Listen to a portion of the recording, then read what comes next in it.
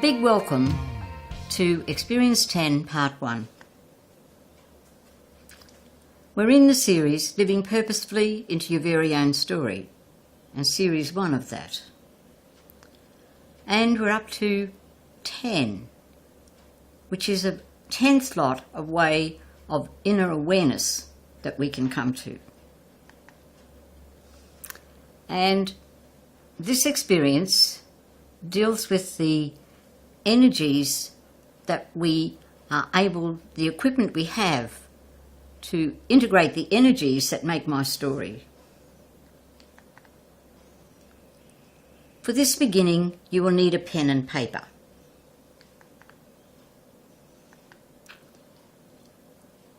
In this image, put these questions.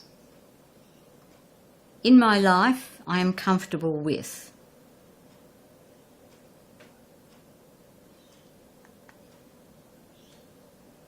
In my life, I am feeling hazy, confused about, not satisfied with.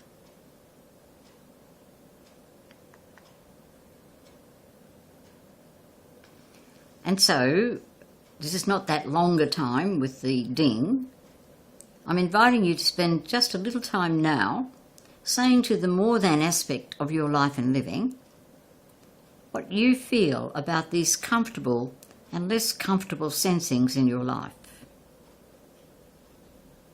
Perhaps thank the more than aspect of your life for being and for existing.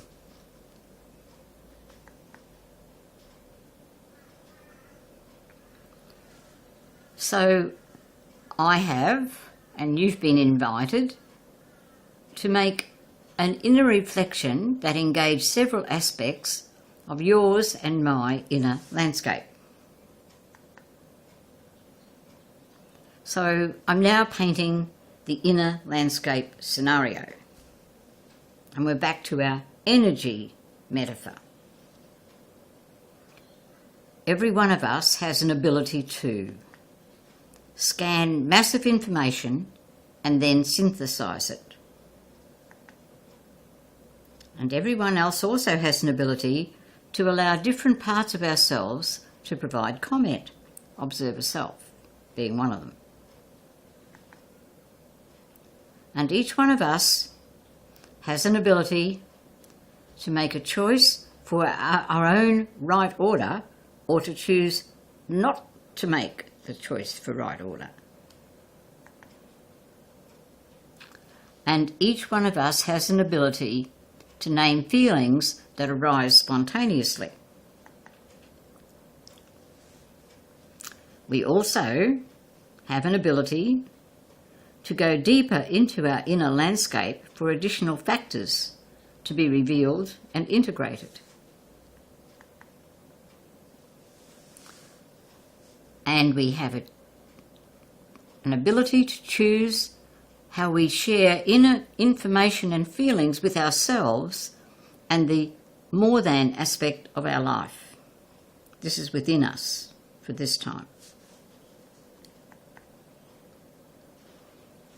There is time now for you to note how the underpinning aspects of your inner landscape emerged in your inner reflection about comfort and uncomfort.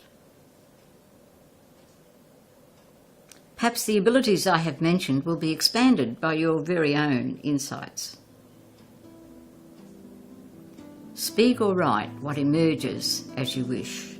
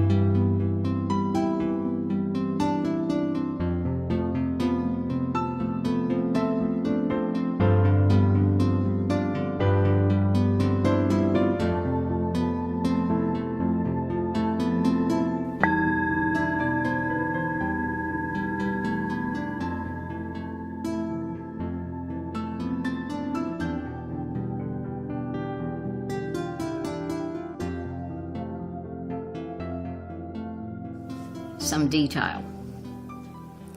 Our different selves are part of the equipment that enables us to access deeper aspects of our inner landscape. Our observer self gives us an ability to observe objectively our own patterns and behaviour. Our true self sensing, an inner sense of knowing what is right for me, and intuition is part of this gifting. Becoming self, an ability to listen to different parts of myself presenting opinion. Aesthetic self, that's an arena for intuitive arisings and an ability to engage metaphor and imagination in inner processes. And for all this to happen, I am naming 3 inner monitoring processors. I call these monitoring because they are adjusting processes in our personal development. So these inner monitoring processes are judgmental self. Most of us know about this self. Sometimes it gets out of balance and takes over all of our attention. We also have a critical self, and a lot of us experience that in a negative way, but it's not all negative. Really, it's a monitoring process which is meant for us to sort things out. I'll give a more definite definition shortly. And we also have our inadequate self. I'd be fairly sure you've never heard of that. However, there'll be more about how that's important, and it does exist for all of us. Now, when any of these, critical self, judgmental self, or inadequate self, have a down-putting, painful energy in them, they have other energies as well, the opposite, but we often only notice or name critical self and judgmental self when it's a down-putting thing. However, when any one of these 3 monitoring processors has a down-putting energy in it, as we listen to our inner reactions, it's a sign that something is out of balance. Your inner energy is out of balance in some way. Critical self. Our critical self, not meant with that down-pulling as being the only meaning, helps us to organise good patterns in living.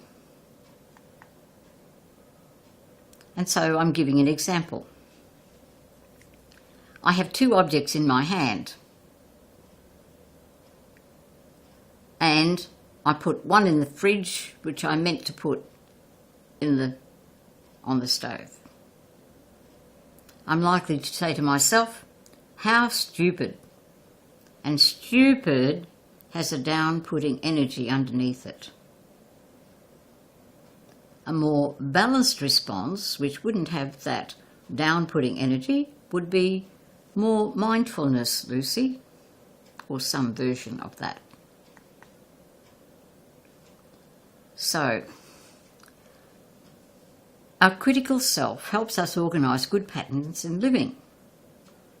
But when we repeatedly tell ourselves we are something like stupid, a pattern forms that gets to squawk all the time. You're stupid, you're stupid, you're stupid, you're stupid. And we still then get to the stage where we don't even need the words. We just know. We think we know that we are, but we're not. It's a pattern that's built up of that negative energy pooling into a dam of negativity. Note, much more down-putting power in the repeated telling than a one-off, how stupid. Judgmental self. Judgmental self helps us organise boundaries in life. And here's an example. Lucy, you should have more sense.